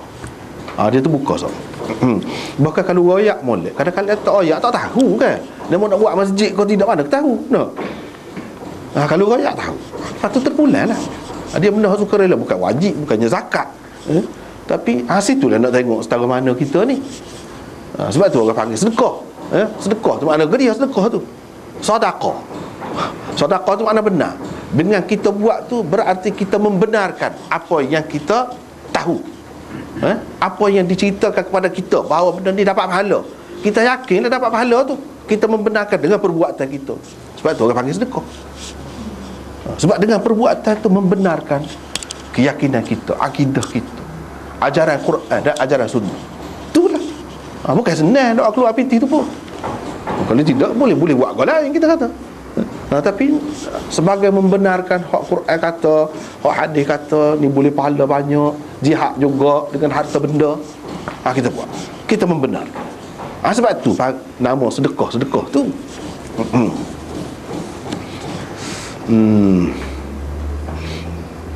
Yang ke-8, kesediaan memberi sumbangan untuk meninggikan syiar-syiar agama walaupun tidak diminta.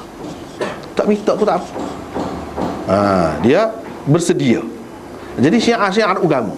Jadi kena kau kita tu kena bukan tempat orang maya. Hak kita bui sedekah nak buat masjid lah katakanlah. Kena menara. Piti kita tu duduk atas menara katakanlah. Hak bahagia kita. Itu syiar. Menara tu syiar. Jangan kita kata tak puas hati pasal tidak kena tempat orang maya. Kena tangga kau misalnya kita kata tak. Ada tak boleh gitu. Syiar-syiar agama. Mimbar tu syiar. Tak boleh kau khutbah kalau tak ada mimbar. Boleh juga. Sebelum pada duduk khutbah kali-kali dah. Cuma ada ni nampak hebat lagi. Nampak kemah lagi. Hak duduk jauh-jauh boleh nampak pasal tinggi. Jadi ada faedah dia tu.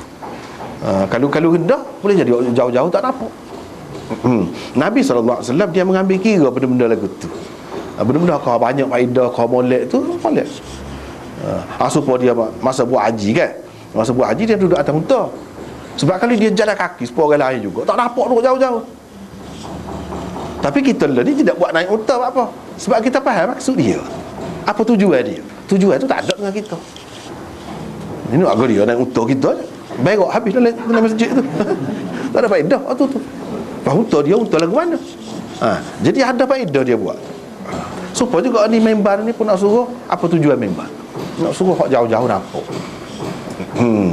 Dengar molek. Itu faedah dia. Itu masuk dalam syiar juga. Benda ni bukan benda utama sangat. Siapa kata tak sah nak khutbah waktu tak ada member. Dia tidak sampai dekat tu. Jadi supaya menara lah juga kita kata. Supaya menara lah aku kau kita kata. Jadi orang nampak duduk jauh lagi. Nampak menara tu. Apa lagi kalau tukar kat dia buat. Kita nak buat, misalnya kita kata pak hak tengah sah, misalnya kita kata melambangkan rukun Islam. Apa dia? Tu nak bijak dah tu. Dari segi simboliknya, dari segi nak buat lagu mana biar nampak comel, biar nampak hebat. Islam tu. Lepas tu kalau kita nak tambah lagi, nak buat lagu mana? Nak melambai ke gapo pula? Habis ada dalam perhitungan tu. Jangan saja buat ikut sera. Sebuah nama tu ikut sera. No. Jangan lagu tu ada makna belaka. Ada makna belaka. Yang kesembilan, keharusan menghantar seseorang sebagai utusan untuk membawa apa-apa pesanan. Boleh. Kan Nabi tidak pergi jumpa sendiri. Mula-mula dia jumpa dengan perempuan tu. Lepas tu dia nak pergi royak, dia tidak pergi sendiri. Sebab kita ni banyak kerja kan, kalau nak buat semua belaka berat juga. Jadi dia suruh orang. Jadi suruh orang tu tidak makna sombong, tidak makna agah. Tak usah jumpa sendiri nak. Tidak. Nak royak boleh lagu tu. Sebab benda tu dapat kena royak, biar dia marilah. Hak kecek dah dapat kena royak, biar dia buat lah. Hak tu budak boleh, kita kata. Kalau orang tua, lagilah molek. Sahabat-sahabat duduk sentiasa duduk nak khidmat tu pula setengah-setengah tu. Bila lah Nabi nak suruh aku duduk caca-caca luar tu dah. Setengah-setengah nanti peluang. Nabi suruh, gila ni. Nak gapo? Mujur tu. Tuah dah dia berasa. Terutamanya dalam keadaan lagu tu. Lagu biarlah ada peluang, dia pun main peranan juga. Memang sahabat-sahabat dia gitu, duduk tunggu kadang-kadang, duduk tunggu duduk pintu bendun. Benda Nabi tu tidur situ. Nanti kalau tak suruh gapo-gapo kan, siapa setara tu patutlah memang jadi berjaya pun di zaman awal tu kan, tak semetar je naik semetar tu lagu tu. Tak apa, tidak kata, tak boleh kita kata sombong kalau orang kira wakil kau gapo-gapo kau macam-macam lah. Ada juga orang wakil ke tak, dia ada situ, dia wakil, dia tak boleh nak akad nikah tu ketah dah. Ada juga dia nak warna dah. Wakil lah kalau lagu tu nah. Ni ada ke kaedah wakil ni, wakil kita biar ke dia nak warna. Hak semoleknya dia ada situ, dia hak utamanya apa tu imannya. Tu iman tu dibaca ketubah sudahlah. Nah. Akad tu sendirilah, bukan anak kita kan. Tapi dia tak biasa dia nak warna. Kalau tak boleh juga, tak apa, wakil lah. Boleh juga. Tidak kata agak tak saya sebut yang dia kan. Kau tak kenal pula. Ada, kenal benar dah. Tak boleh ketah dah. Ada juga orang biasa tu nak kan. Ada. Yang ke-10, mengingatkan seseorang terhadap janji yang telah dibuatnya. Jadi orang itu sudah rakyat dah. Lepas tu Nabi kata pula orang nak mengingatkan dia. Boleh? Tak salah. Jadi orang tak ada mesej dah, mesej pula. Janganlah kata gitu, dia nak mengingatkan kita. Dia nak mengingatkan kita, mana tahu kita boleh terlupa kan. Marah pula dah. Tidak gitu, jangan, nanti dulu, jangan marah lalu. Jadi dia pesan. Jadi pesan tu nak mengingatkan. Mengingatkan tu molek. Mengingatkan tu, sebut dah ngaji dah, tahu dah pun, kalau sebut semula tu kau ingat lagi, kau kemah lagi, tak apa. Yang ke-11, keharusan berurusan secara langsung dengan lelaki atau sebaliknya. Perempuan nak berurusan dengan lelaki secara langsung, lelaki nak berurusan dengan perempuan secara langsung. Boleh kau tak boleh? Boleh. Sini dalam hadis ni antaranya lah, banyak lagi hak lainnya, banyak lagi. Dan apabila terlibat dengan secara langsung tu, kena tengoklah syarat-syarat dia, keperluan dia lagu mana. Kalau kita jual mah, kita duduk kedai mah, orang mari beli dengan kita, hak semoleknya buka. Kalau kita pakai tudung lah. Sebab apa, dia tak kenal siapa. Kalau gana-gana atas apa, dia tak ngaku apa. Susah. Supaya juga kalau ngaji Quran, nak ngaji Quran sebut lagu mana dia sebut.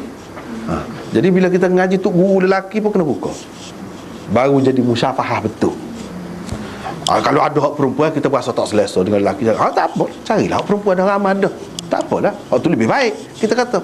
Tapi kalau ada hak lelaki lebih baik lagi dah, hak ni kurang, jangan kita, kadang kita perempuan terhalang nak pergi dengan hak tu, biarlah kurang pun. Jangan gitu. Kena cari hak lebih. Ada kalanya jadi boleh orang tertipu, jadi banyak berlaku kekecohan lagu tu kan. Jadi sebab tu kena orang tahu siapa dia kita, biar bertanggungjawab. Siapa dia? Senang, dia lah. Ni kalau dia tak mengaku, kemudian hari nak katakan kita tak kenal pun dia, ada dia. Mana tahu mana? Tak kalau bicara dalam mahkamah pun tuduh. Dia tuduh. Lawyer suruh tuduh. Tak kena. Siapa dia? Dia kata ni dah. Ada orang lain, Sudah. Saja dia dah. Sebab itulah dia tepat-tepat tu. Tepat-tepat tu gak kena itu. Misalnya payah nak ismam, nak nampak gada kalau dalam tu. Malaka la ta'manna ala Yusuf. Gitu. Nak nampak mana? Tu guru jangan kira betul dah. Anak orang tak tahu lagi betul ke tidak tu sebut dah. Tak nampak. Orang panggil ismam. Tu Nabi buat tu lagu tu. Bukan sesaja. Kita kata apa ni tu guru ni baca. Begitu pula mula dah. Dia ada. Tu orang panggil kaedah ismam. Sebab tu dia kena gapo dia keperluan kita dengan orang lelaki. Gapo dia? Kalau keperluan ngaji, perlu tengok, baru dia boleh mengesahkan betul lagu tu. Tak usah kira lah ada ambil peluang gapo tu. Tu dia dasar. Tak usah kira lah tu guru pun ada juga tak betul kan. Dia dasar. Kita tak ada gapo. Duduk situ. Kalau dia dosa kerana orang nak mari ngaji agama molek-molek, kerana dia ada niat tak molek, teruk benar je kalau lagu tu. Teruk benar. Boleh jadi dosa tu lebih daripada hak sekala tu kalau lagu tu. Dia kena ingat gitu. Sebabnya sahabat-sahabat ni bila ada orang perempuan, dia boleh royak muka dia tu ada jeragak, dia boleh royak. Dia boleh royak kan. Dia boleh royak. Jadi ini bergantung kepada urusan kita tu, gapo dia urusan kita. Kalau hak tidak perlu buka, tak payah buka. Tidak semesti buka. Hak tak payah buka, tak payahlah. Tapi kalau hak perlu, kena buka. Buka pun setakat tu ya. Kalau nak kau buka hak lebih lagi tu tak boleh dah lah. Tak boleh. Dalam batas dia lah. Jadi lagi bak ni nampaknya dah berhenti sekat tu lah. Sebab ni kita taruh minggu depan kan. Lepas tu mungkin ada soalan-soalan kau ni. Mana soalan ada. Ni kemuskilan. Satu, kalau boleh ada demo minta ni, biar orang yang bertanya, kalau tanya secara lisan boleh dengar je soalan dia. Sebab orang duduk komen ni kata tak dengar, tak tahu. Jadi waktu kita kena baca ni, dia kata molek baca. Sebab orang tak tahu apa dia soalan, tak tahu jawab apa. Jawab gapo tak tahu dah. Yang pertama, adakah orang yang sakit boleh jamak dan qasar solat sekalipun ia dalam bermukim? Jawabnya benda khilaf ni. Ada yang kata tak boleh, ada yang kata boleh. Kalau nak buat pakai hak boleh lah. Gitu ya, mudah ya. Pakai hak boleh. Lepas tu kita tak tahu siapa dia. Kalau kita tahu pun kita terlupa pun. Ingat hak tu, ada orang kata boleh, kita ikut hak tu, tak apa. Dalam mazhab Syafi'i pun ada juga. Ada orang kata tak boleh, ada orang kata boleh. Dalam mazhab-mazhab lain pun gitu juga. Jadi kita pakai hak boleh lah. Dia benda ni kalau kita tak sakit sendiri, sedap kita nak katakan. Kalau kita sakit sendiri barulah penat lah. Dan jamak tu jamak sungguh, jamak hakiki, bukan jamak suri seperti mazhab Hanafi pakai tu. Kalau jamak suri ni dia sebenarnya dalam waktu juga masing-masing tu, cuma di hujung. Misalnya kita kata zuhur, semaya di hujung betul-betul di waktu zuhur, kira-kira sedang molek, pada kita semaya tu masuklah waktu asar. Itu jamak. Itu pun menyusah juga jadi sebenarnya. Maksud jamak ni tak senang. Jadi kena melera hak tu pula dah. Hak sakit ni dah. Mana kita tahu ketika tu nak buat gapo-gaponya kan? Susah. Hak senangnya kita pakai hak kata boleh secara mutlak. Jadi hak ni hak sakit, bukan setakat ni saja. Kalau kita tengok sakit ni berat lagi, hak dalam hadis ada sebut hujan, kadang hujan boleh jamak dah. Mana berat sakit dengan hujan no? Kita kira gitu. Jadi boleh pakai hak tu lah, nak senang. Kalau ambil hak tak boleh, memang ada lah hak kata tak boleh. Susah lah kita. Susah. Tak usah pakai lah hak susah tu. Pakai hak senang. Apalagi dalam keadaan orang malah nak maya ni, kita buat susah-susah, pakai tak maya tu. No. Ambil hak mudah, biar dia jangan tinggal semaya. Main tu termasuk dalam juga. Demam, sakit lah tak kira. Tapi hak semoleknya sakit alah ke berat sikit lah, berat sikit. Tapi kalau mengikut setengah-setengah ulama, dia kata sakit kepala, tak apa dah, asal sakit. Asal sakit. Sebab dalam hadis ada sebut Nabi SAW pernah semaya jamak tanpa sakit, tanpa musafir, tanpa gam. Mana sakit dia sebut. Perlu diambil kira lah. Dia sebut sakit, dia tidak kata sakit berat. Kalau sakit kepala tak sakit. Sakit juga. Orang kata ambil kesempatan. Dan kalau nak pakai hak tu, tak saya pakai tak apa. Kalau tak saya pakai tak apa. Orang yang berpendapat kata boleh tu, walaupun sakit kepala pun dia ambil pun. Dia sebut sakit, dia tidak kata sakit berat. Sakit kepala sakit juga. Sakit juga. Kalau kita sakit hati tak? Sakit hati tak? Itulah. Maksud sakit ni sakit tubuh lah, fizikal lah. Kalau kita pergi jumpa doktor lah, kita kata dah, kita kaya sakit kepala, boleh ke tidak MC? Boleh dah. Tidak nanti sakit berat boleh MC kan? Sakit dah tu dia. Tidak bohong dah kita. Kita tidak pelawak kalau kata sakit. Walaupun sakit kepala, sakit gigi pun sakit juga. Kecuali sakit hati tak adalah. Tu tak kira. Yang kedua boleh lah. Setengah kata jamak saja boleh, setengah kata jamak dan qasar, kedua-duanya boleh. Kedua-duanya boleh. Jadi kalau jamak, dalam hadis ada qasar untuk musafir, hak ni pun gitu juga. Gitu juga. Pakai hak tu lah, pakai hak tu. Tapi kena ingatlah qasar tu hak 4 tu je, hak qasarnya. Dia pula qasar hak 3 tu. Murid tu tak ada qasar lah, subuh tu lagu tu dah lah, tak ada qasar dah. Yang kedua, apakah yang dikehendaki dengan kata fi duburi kulli salatin? Pada hadis-hadis yang menyuruh dibaca zikir ke doa ke yang tertentu tu, apa maksudnya? Nabi SAW dia baca gini, duburi kulli salatin, di ekor, di hujung. Dubur tu mana dubur lah, kalau kita dubur kan belak, ni punggung lah, di hujung maksudnya. Di hujung tiap-tiap semaya tu, apa maksudnya? Ada dua ulama, dua pendapat. Satu mengatakan duburi kulli salatin ini dalam semaya juga, cuma di hujungnya. Hujung, bukan luar semaya, lepas semaya, tidak, dalam semaya. Ada yang mengatakan duburi kulli salatin itu selepas semaya. Selepas semaya, antara dua itulah. Tetapi kita tengok lebih banyaknya, lebih kemah, lebih sahih, lebih banyak, iaitu maksud duburi kulli salatin itu iaitu dalam semaya tu, di hujung. Di hujung semaya tu, situ doa. Hak tu lebih banyak dan lebih kuat sebenarnya. Kalau nak kata selepas pun boleh juga. Memang ada Nabi SAW baca juga selepas tu, zikir ke, jenis-jenis doa ke, misalnya ada juga. Kalau dalam semaya pun ada juga. Tapi hak dalam semaya tu tak ada khilaf. Semua kata boleh di hujung tu. Tapi kalau hak di luar semaya ada khilaf.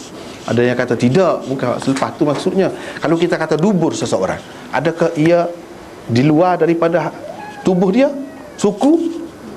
Kalau kita kata ekor binatang, ekor dia tu sebahagian daripada binatang kau suku. Sebahagian juga, sebahagian. Jadi hak ni pun lagu tu lah kata dia, sebahagian. Walau bagaimanapun boleh juga, bukan makna tak boleh langsung lepas semaya tu kita nak baca doa, nak berzikir. Kalau hak zikir hak tetu lepas semaya, tu memanglah kena lepas semaya lah. Tapi kalau doa banyaknya sebelum buih salat, walaupun selepas buih salat pun boleh juga. Jadi boleh kedua lah, boleh kedua. Tapi hak lebih kuat kalau doa, kalau gapo ni sebelum buih salat. Zikir-zikir hak subhanallah, alhamdulillah tu bukan apa ni, bukan dalam semaya jangan dibaca hak tu. Hak tu memang tertudah lepas semaya. Lepas semaya tertudah. Kalau hak tertu lagu tu tak kira lah. Yang ketiganya, membaca surah Yasin pada tiap-tiap malam Jumaat itu, adakah disuruh dalam mana-mana hadis? Jawabnya, kalau nak tanya dalam hadis tak ada lah. Boleh baca bila-bila. Tidak Yasin saja, hak lain-lain pun boleh baca. Tapi memang hak Yasin tu dia ada kelebihan dia sendirilah. Ada kelebihan dia sendiri, ada hikmat dia sendiri. Hak tu tidak nafilah dari segitu. Cuma kalau khusus malam Jumaat Nabi ada suruh, tak ada. Tu jelah. Tak ada. Oh, ada lagi ni.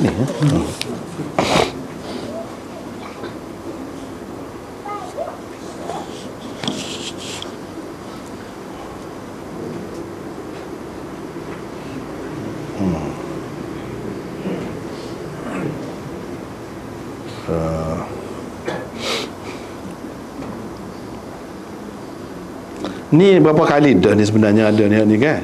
Sebelum ni ada dah sebut ni, ada dah soalan. Mungkin orang yang bertanya ni tak ada pada hari tu kan, mungkin.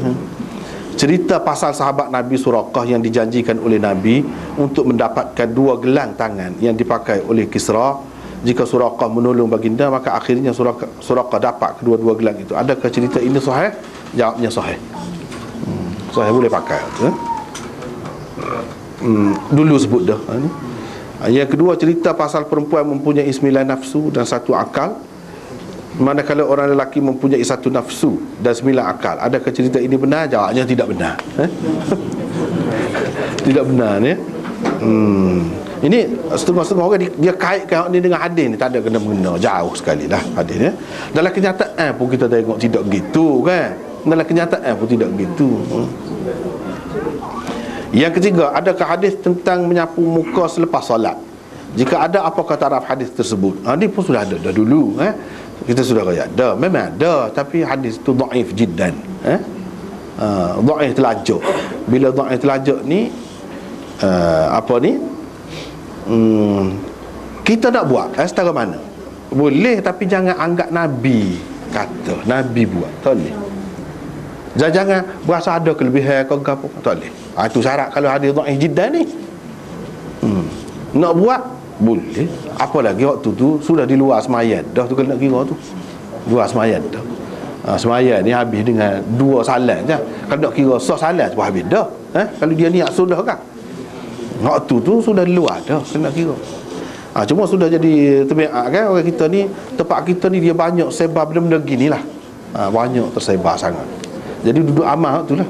Dalam keadaan tak tahu hak mana sahih, hak tidak sahih. Jadi orang tua duk pakar kitab perukunan, hak tu rujukannya tak tahu siapa dia pengarang. Misalnya dalam tu dia sebut bila apa ni tasbih pada ketika rukuk, sujud ke apa tu kan, subhana rabbiyal azim, hak tu hak sahihnya dia subhana rabbiyal azim wa bihamdi. Hak tu tidak sahih, dhaif. Imam Abu Daud sendiri kata hak tambahan tu tidak sahih.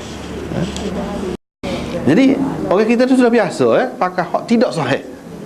Tapi tak boleh kalau kata-kata salah. Tidak salah. Tidak salah. Cumanya yang Imam Bukhari gomo ni hak sahih ni buat apa? Dah kalau boleh berlaku, tentulah lebih molek hak sahih. Hak sahih lebih menjamin dia hanya benar-benar dilakukan oleh Nabi SAW. Kalau dilakukan oleh dia, hak tu lebih kuat. Tapi adakah tak boleh? Hak tu tidak kena mengena dengan semaya dah sebenarnya, di luar semaya dah. Nak kata terjejah semaya, dah tak ada gapo hak tu. Cumanya orang boleh nampak dah kalau orang luar mari kan. Mari kita tengok orang luar mengaji-ngaji, dia tengok semua kan. Dia boleh tahu, boleh baca selalu. Kita yang tak khabar nak baca kita je. Boleh tahu lah, orang sini pakai gini. Tapi memang ada. Cuma hadis tu dia ialah banyak darjat dia tu kan. Jadi oleh kerana cara dengan hadis ni rasanya waktu sekat tu lah. Baru ni ada sebut tentang hadis, waktu rasanya saya tak jelas dengan detail. Nak detail sikit, nak detail sikit lagi. Cuma sebut dah lebih kurang tu, sebut dah lebih kurang. Tapi rasanya molek kita detail sikit lagi. Berhubung dengan banyak soalan baru ni, antaranya dikatakan hadis raja'na minal jihadil asghar ilal jihadil akbar. Kita balik ni daripada jihad yang kecil pergi kepada jihad yang besar. Jadi jihad yang besar tu apa dia? Jihad lawan nafsu. Jihad lawan nafsu. Jihad yang kecil tu hak pergi perang saat ni lah. hak pergi perang tu. Jadi apa ni, macam-macam pendapat ulama. Ada yang mengatakan ini hadis mudraj, seperti yang kita sudah sebut dah baru ni. Bila kita kata begitu, ulama kata begitu, bermakna isyarat kepada hadis tu dhaif lah. Sebab hadis mudraj, hadis munqati', hadis mu'dhal, macam-macam lagi hadis ni kan. Bila dia sebut gitu, tak ada, dhaif. Misalnya hadis ni putus, dia kata. Bila kata putus, dia tidak kata dhaif pun pahadah lah tu. Begitu Bila dia kata hadis ini tidak mahfuz, mana dia nak ayat hadis ni dhaif lah. Sekurang-kurangnya hak tu, bahagian tu. Kalau tidak bahagian lain pun, bahagian tu. Jadi hak ni setengah-setengah ulama mengatakan ia adalah mudraj. Bukan hak Nabi kata. Hak Nabi kata tak ada siapa pun kata. Itu sebagai kata-kata Nabi. Kalau mudraj bermakna perawi, sama ada sahabat. Kalau sahabat, kemungkinannya mereka kata Jabir lah, sebab hadis itu diriwayatkan daripada Jabir. Daripada Jabir. Ataupun kalau mengikut Hafiz Ibn Hajar, dia kata Ibrahim bin Abi Abalah. Tu orangnya. Dia ni bukan sahabat, tabi'i bawah lagi. Mana perawi hak bawah lagi. Dia masuk celah tu. Huraya dia. Sebab kadang-kadang kan orang baca kitab tu, bila-bila tu dia tambah sikit. Tambah tu boleh mengelirukan orang macam hak Nabi kata. Padahalnya tidak. Padahalnya tidak. Jadi hak ni baru ni sudah sebut dah. Apa dia ni, kalau kita nak pakai juga dah makna dia dari satu sudut, mungkin ada kebenarannya juga. Sebab tu kalau sahabat kata dia, dah ada tanya juga baru ni dalam kitab mana, antara hak adanya, sebab baru ni tak ingat dalam kitab mana, tak sebut lah. Jadi bila balik cek, tengok antaranya dalam kitab Ihya ada sebut, antaranya dalam kitab Zuhud Imam Baihaqi. Tetapi dalam Ihya dia sebut sahabat kata, ni kata sahabat, bukan Nabi. Itu kata Nabi. Ada sahabat berkata. Hak dalam kitab Zuhud, Baihaqi tu, Baihaqi sendiri kata ni dhaif, kata dia. Dhaif. Dia kata. Jadi hak itulah dalam kitab-kitab tu ada, terutamanya dalam kitab-kitab tasawuf banyaklah ada hak ni. Dan setengah-setengah tu cuba takwil. Kalau kita nak pakai, nak kata dia ni nak pakai makna dia, mungkin ada juga kebenaran dari setengah-setengah sudut. Antara hak kata begitu ialah Ibnu Qayyim. Gapo dia? Iaitu memanglah kalau kita balik nak pergi perang pula, nak gapo pun, kita kena lawan nafsu. Nafsu tu hak perang semuanya. Syaitan hak kita perang semuanya. Hak ni tidak perang semua. Dari sudut itulah. Tapi kalau baru ni kau ada, iaitu kalau kita nak kata perang dengan hak ni lebih besar lagi daripada perang, tidak, tak betul. Dia bercanggah dengan Quran, dengan hadis gapo. Jadi kesimpulannya hadis itu dhaif. Sekurang-kurangnya. Setengah-setengah ulama bahkan mengatakan maudhu. Bahkan mengatakan maudhu. Jadi paling tinggi dhaif. Tak ada sahih. Jadi tak boleh nak pegang kemah sangatlah. Setengah orang tu siapa tak pegang, tak secara dah. Tak penting nak ni. Pasal apa? Kita orang besar lagi banyak boleh pahala dengan cara lawan nafsu. Lawan nafsu antaranya puasa. Jadi puasa macam dia, puasa macam tak kena tepat pun, tak caralah, tak kena tepat pun. Puasa misalnya. Antara lawan nafsunya sembahyang misalnya. Tak kena tepat pun sembahyang juga. Hak ulama kata maudhu hadis tu, sembahyang ni dia buat. Tu tak sah lagi tu. Tak boleh lagi tu. Tak kena lah tu. Jadi hadis itu sepasal ni lah. Paling tinggi lah. Tak boleh tinggi dah. Dhaif. Dhaif itu macam-macam kata, sebab ni tu. Dan apa nama ni? Hak kata hadis Jabir ke apa tu, itu dalam kitab Zuhud Imam Baihaqi lah. Dia sendiri kata hadis ni dhaif. Dia tak boleh pergi lah. Tak boleh buat dalil, tak boleh buat hujah. Dan orang sampai dulu ambil kesempatan apa ni, masa zaman penjajah, masa zaman perang dengan orang kafir kan, dia sebar kat ni, jadi orang Islam tak semangat. Itu bahayanya. Orang ingat kan Nabi kata, padahal dalam keadaan tu perang tu wajib, jihad tu wajib. Jadi tak ada lah kata hak tak besar tu, memang besar lah, perang tu besar sok. Cuma mungkin dari setengah-setengah sudut kalau kita cuba nak pakai lah, tapi tak perlu lah. Hak lain-lain tu memang tahu dah, memang perang dengan nafsu gapo tu Nabi royak dah, tak payah hadis tu. Jadi gitulah ringkasnya. Tak ada lah.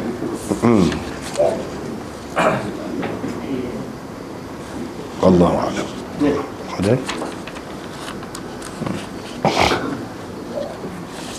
Ada salam kuat.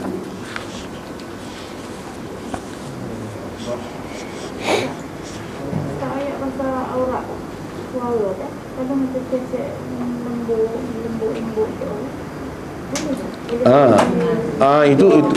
Itu cerita lain. Kalau pakai tudung pun tak boleh juga. Kalau tudung pun tak boleh juga. Kecek lembut tu tak boleh. Wala takhda'na bil qaul, Jangan kecek lagu tu lah. Itu tak boleh. Siapa jadi berasa tak sedap orang lelaki. Orang perempuan pun lagu tu juga. Orang lelaki tu jangan kecek jenis gitulah. Tak apa. Tapi janganlah kasar pula. Mungkin jadi kasar pula tu. Biar sedang molek lah. Biar sedang molek. Orang kata tak sewi bau wangi. Siapa pelik Jangan pula siapa tak pakai wangi, siapa bau golai pula kan tak. Tak sih juga lagu tu. Orang kecek juga. Sedang molek lah. Biar sedang molek. Muslim kata berkenaan puasa 10 Maram ni memang tak dia ada kata 9 tu sudah ada kata. Tak apa, boleh buat. 10 sahaja. 10 sahaja pun boleh. 9, 10 pun boleh. Kita orang malam yang Ikutlah. Boleh. Tak buat pun tak apa. Benda sunat Benda sunat. Benda sunat. Ada kalau malas lah tak apa. Tak apa. Itu tak apa, malas tu tak apa. Setakat ni sahaja kita dan kami ucapkan terima kasih pada Maulana kuliah yang tadi dan mengucapkan terima kasih kepada kita pada pagi pada percakapan soal